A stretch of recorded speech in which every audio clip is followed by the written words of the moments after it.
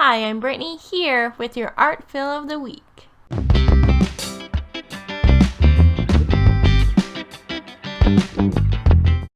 Hello everyone, today I'm going to share with you a mini art haul. So I got these silicone brushes, which I didn't know they were actually like rubbery silicone until I got home and realized they weren't like bristle brushes. I got this cute sloth project tape that I thought was just fun,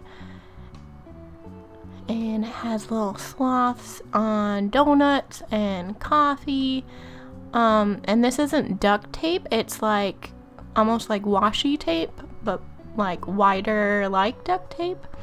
And then I got a few of these watercolor tubes that were on sale. I got a green, a blue, and a white, and a red, or it's more like an orange. It's like a red orange. And I thought I would get out my watercolor sketchbook and you do some swatches and see what my new paints look like together.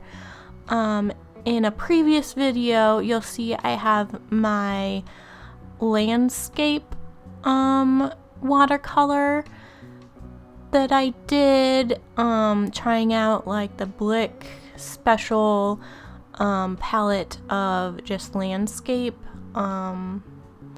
colors that they had. So if you want to check out that video, I'll link that in the card and in the description. But here I'm just swatching the colors. The green looks like it's more like a forest hunter green, like a dark, almost good Christmas green. And I'm also mixing it with that white watercolor to see like the pastel version of it.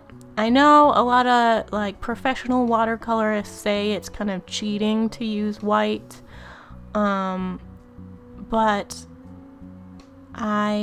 it makes the color not so watery if you add white, so I still use white. I try to mix to make like a blacker color if I want like a shadow, but I still use white, even though the professionals say it's not a good color to use, but I still use it, and I'm more of a beginner in watercolor, so I'll still use it until it doesn't benefit me anymore.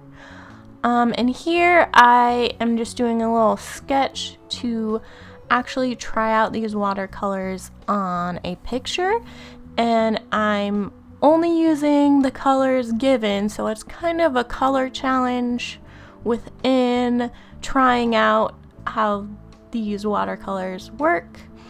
And I decided on a cat kind of rolling around in the grass, because I had the orangey red color, and then I had blue and green, so automatically I was like, well, I have sky and I have grass, so I went with the orange cat rolling around, maybe rolling down a hill or something.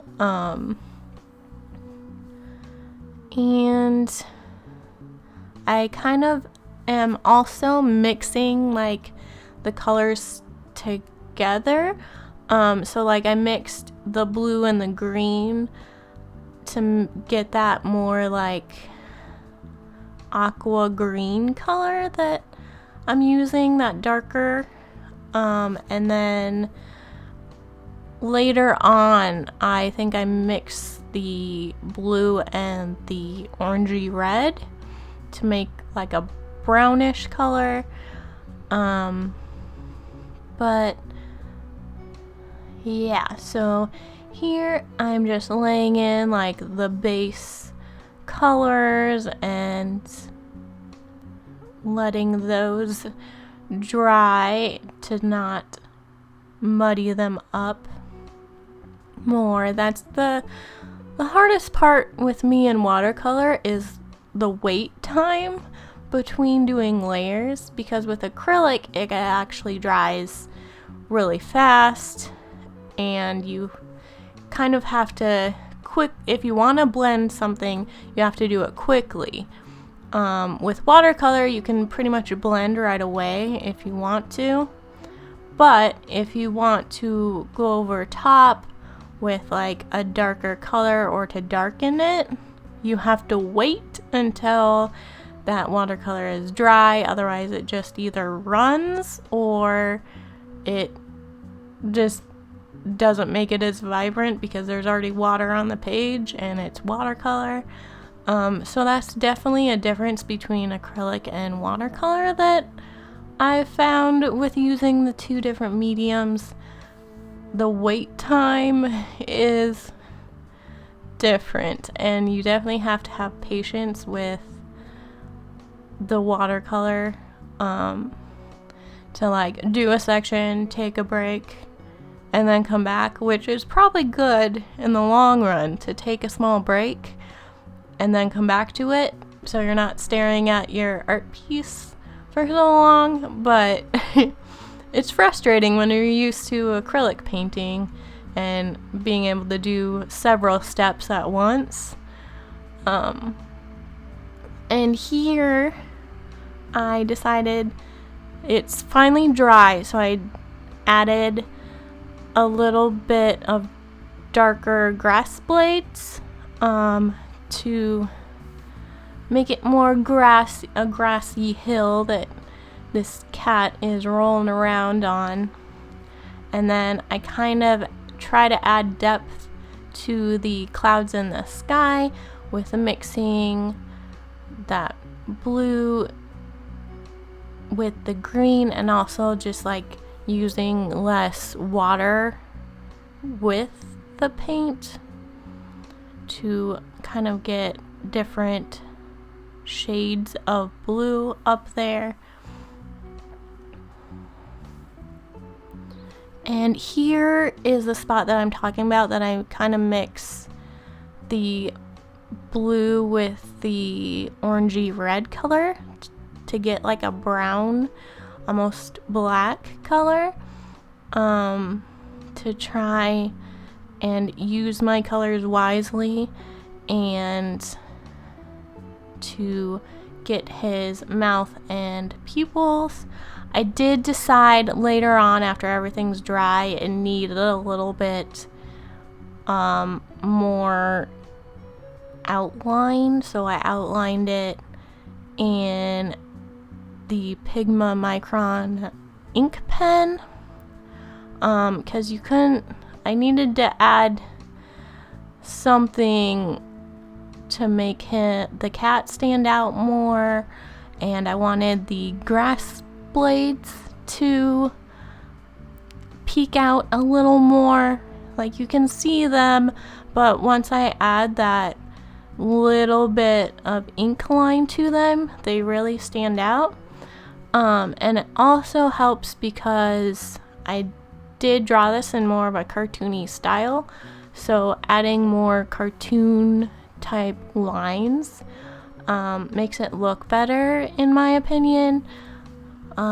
So I decided, after everything was dry, it needed that little bit of extra help with the ink pen. So if you want to say I failed the challenge because I didn't only use the colors given to me, then you can, but I think it needed that last ink.